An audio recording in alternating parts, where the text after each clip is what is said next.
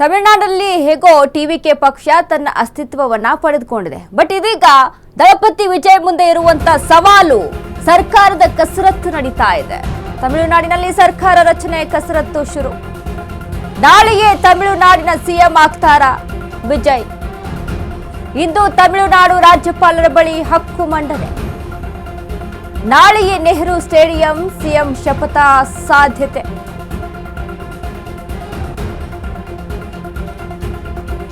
ತಮಿಳುನಾಡಿನಲ್ಲಿ ಸರ್ಕಾರ ರಚನೆ ಕಸರತ್ತು ನಡೀತಾ ಇದೆ.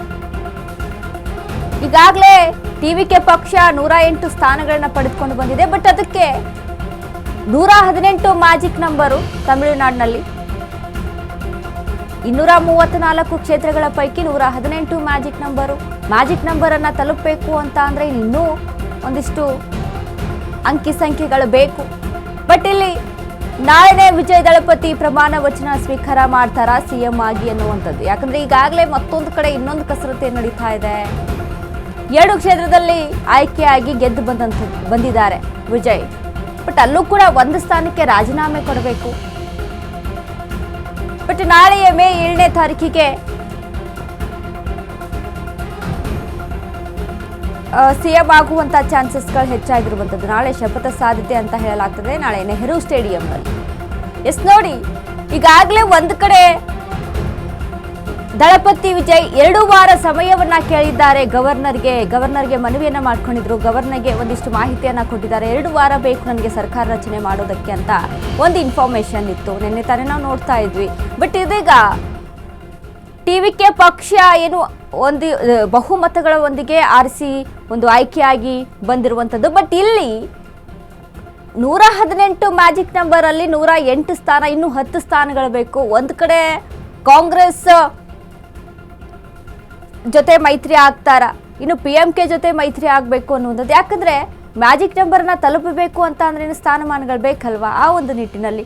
ಬಟ್ ಇಲ್ಲಿ ಇನ್ನೊಂದು ಕಡೆ ಒಂದು ರೀತಿಯಾದಂಥ ಕಸರತ್ತು ನಡೆಸ್ತಾ ಇದ್ದಾರೆ ದಳಪತಿ ವಿಜಯ್. ಸರ್ಕಾರ ರಚನೆ ಮಾಡಬೇಕು. ಇಷ್ಟು ದಿನ ಏನು ಪಕ್ಷವನ್ನ ಅಸ್ತಿತ್ವಕ್ಕೆ ತೆಗೆದುಕೊಂಡು ಬರಬೇಕು, ಪಕ್ಷದಲ್ಲಿ ಸಾಕಷ್ಟು ಬಹುಮತಗಳೊಂದಿಗೆ ನಾವು ಗೆದ್ದು ಬರಬೇಕು ಅನ್ನುವಂಥ ರೀತಿಯಲ್ಲಿ ಒಂದು ರೀತಿಯಾದಂಥ ಕಸರತ್ತಾದರೆ, ಇದೀಗ ಸಿಎಂ ವಿಚಾರಕ್ಕೆ ಸಂಬಂಧಪಟ್ಟಂತೆ ಅಧಿಕಾರವನ್ನ ಸ್ಥಾಪಿಸ್ಕೋಬೇಕು, ಸರ್ಕಾರ ರಚನೆ ಆಗಬೇಕು ಅಂತ ಅಂದ್ರೆ ದೊಡ್ಡ ಮಟ್ಟದ ಜವಾಬ್ದಾರಿ.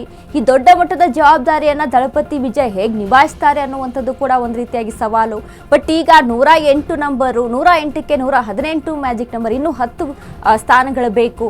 ಸೊ ಆ ಒಂದು ನಿಟ್ಟಿನಲ್ಲಿ ಯಾರ ಜೊತೆ ಮೈತ್ರಿ ಅನ್ನುವಂಥ ವಿಚಾರಕ್ಕೆ ಸಂಬಂಧಪಟ್ಟಂತೆ ಒಂದು ಕಡೆ ಕಸರತ್ತು ನಡೀತಾ ಇದೆ. PMKನ ಕಾಂಗ್ರೆಸ್ನ ಅಲ್ಲಿ ಮೈತ್ರಿಯಾಗಿ ಬಳಸ್ಕೊಡ್ತಾರಾ? ಬಟ್ ಕಾಂಗ್ರೆಸ್ನ ಮೈತ್ರಿಯಾಗಿ ಬಳಸ್ಕೊಂಡ್ರೆ ಅಲ್ಲಿ ಏನೇನೆಲ್ಲ ಬೇಡಿಕೆಗಳಿದಾವೆ, ಕಾಂಗ್ರೆಸ್ ಏನು ಬೇಡಿಕೆಯನ್ನ ಇಡ್ತಾ ಇದೆ, ಎಲ್ಲವನ್ನ ಕೂಡ ಗಮನಿಸಬೇಕು.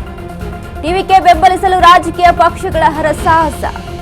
ಮಧ್ಯರಾತ್ರಿ ಸಭೆ ಮಾಡಿ ಟಿವಿಕೆಗೆ ಬೆಂಬಲ ಘೋಷಿಸಿದ ಕೈಪಡೆ. ವಿಜಯ್ ಬೆಂಬಲಿಸಲು ಎಡಪಕ್ಷಗಳು, PMK ಸಹ ರೆಡಿ. ಇಂದು DMK ಶಾಸಕಾಂಗ ಪಕ್ಷದ ಸಭೆ. ಪಳನಿಸ್ವಾಮಿ ಒಪ್ಪುದಿದ್ರೆ AIADMK ಶಾಸಕರು ಬಂಡೇರ್ತಾರಾ?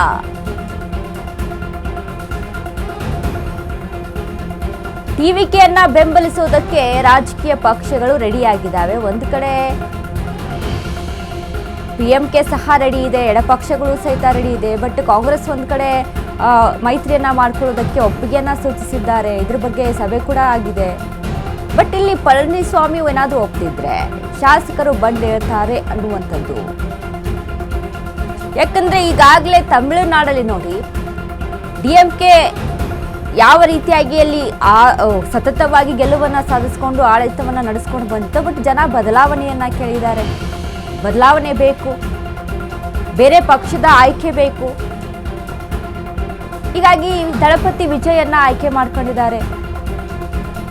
ಯೂತ್ಸ್ ಆಗಿರ್ಬೋದು, ಮಹಿಳೆಯರ ಓಟ್ ಆಗಿರ್ಬೋದು, ಇನ್ನು ದಳಪತಿ ವಿಜಯ್ ನೀಡಿದಂಥ ಒಂದಿಷ್ಟು ಗ್ಯಾರಂಟಿಗಳು, ಫ್ರೀ ಘೋಷಣೆಗಳಾಗಿರ್ಬೋದು, ಫ್ರೀ ಸವಲತ್ತುಗಳಾಗಿರ್ಬೋದು, ಇವೆಲ್ಲವನ್ನ ಕೂಡ ಗಮನದಲ್ಲಿಟ್ಕೊಂಡು ಜನ ಹೇಗೋ ಆಯ್ಕೆ ಮಾಡಿ ತೆಗೆದುಕೊಂಡು ಬಂದಿದ್ದಾರೆ ದಳಪತಿ ವಿಜಯನ. ಬಟ್ ಇದೀಗ ಒಂದು ಕಡೆ ನೋಡಿ, ಸರ್ಕಾರಗಳು ಒಂದು ಕಡೆ ಪಕ್ಷಗಳು ಕಸರತ್ತನ್ನ ನಡೆಸ್ತಾ ಇದೆ. ಟಿವಿಕೆಯನ್ನ ಬೆಂಬಲಿಸಲು ರಾಜಕೀಯ ಪಕ್ಷಗಳು ಒಂದು ಕಡೆ ಕಸರತ್ತು. ಯಾಕಂದ್ರೆ ಮಧ್ಯರಾತ್ರಿ ಸಭೆ ಮಾಡಿ ಟಿವಿಕೆಗೆ ಬೆಂಬಲವನ್ನ ಕಾಂಗ್ರೆಸ್ ಸರ್ಕಾರ ಘೋಷಿಸಿದೆ. ಎಡಪಕ್ಷಗಳು PMK ಸಹ ಒಂದು ಕಡೆ ರೆಡಿ ಆಗಿದ್ದಾವೆ. ಈಗ ಆಯ್ಕೆ ಇರುವಂಥದ್ದು ವಿಜಯ್ ಮುಂದೆ. ಒಂದು ವೇಳೆ ಯಾವ ಪಕ್ಷವನ್ನ ಆಯ್ಕೆ ಮಾಡ್ಕೊಳ್ತಾರೆ ಮೈತ್ರಿಯ ಜೊತೆಗೆ, ಇನ್ನು ಅದ್ರ ಜೊತೆಗೆ ಯಾವ ಪಕ್ಷದ ಬೇಡಿಕೆ ಏನು? ಈಗಾಗಲೇ ಕಾಂಗ್ರೆಸ್ 2 ಮಂತ್ರಿಗಿರಿಯನ್ನ ಕೇಳ್ತಾ ಇದೆ, ಮಂತ್ರಿ ಸ್ಥಾನವನ್ನ ಕೇಳ್ತಾ ಇದೆ. ಒಂದ್ ಕಡೆ PMK ಕಾಂಗ್ರೆಸ್ನಲ್ಲಿರುವಂಥದ್ದು 5. ಬಟ್ ಇಲ್ಲಿ ಎಲ್ಲವನ್ನ ಕೂಡ ಗಮನಿಸಬೇಕು. ಇವೆಲ್ಲವ ಗೊಂದಲಗಳ ನಡುವೆ ನಾಳೆನೇ CM ಸ್ಥಾನವನ್ನ ಅಲಂಕರಿಸ್ತಾರ, ನಾಳೆನೇ ಶಪಥವನ್ನ ಮಾಡ್ತಾರ, ಇದು ಕೂಡ ಒಂದ್ ಕಡೆ ಪ್ರಶ್ನೆ ಆಗಿದೆ. ಬಟ್ ಯಾಕಂದ್ರೆ ಇಲ್ಲಿ ಆಗು ಹೋಗ್ಬೇಕಾದಂತ ಕೆಲಸಗಳು ಸುಮಾರಾಗಿದ್ದಾವೆ. ಒಂದ್ ಕಡೆ ನೋಡಿ 2 ವಾರ ಸಮಯವನ್ನ ಕೇಳ್ಕೊಂಡಿದ್ರು ಗವರ್ನರ್ ಜೊತೆ ಮಾತನಾಡಿ ದಳಪತಿ ವಿಜಯ್. ಸೊ ಇವೆಲ್ಲವನ್ನು ಕೂಡ ಮುಂದೆ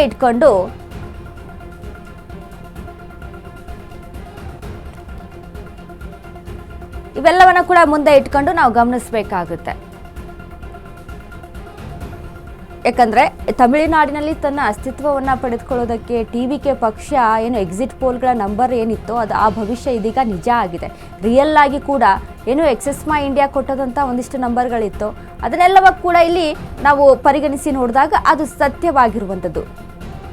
ಇದೀಗ TVK ತನ್ನ ಪಕ್ಷವನ್ನ ಕೂಡ ಅಲ್ಲಿ ಮುನ್ನೆಲೆಗೆ ತೆಗೆದುಕೊಂಡು ಬಂದಿದೆ ದಳಪತಿ ವಿಜಯ್. ಇವೆಲ್ಲವನ್ನ ಕೂಡ ಗಮನಿಸಬೇಕಾಗುತ್ತೆ.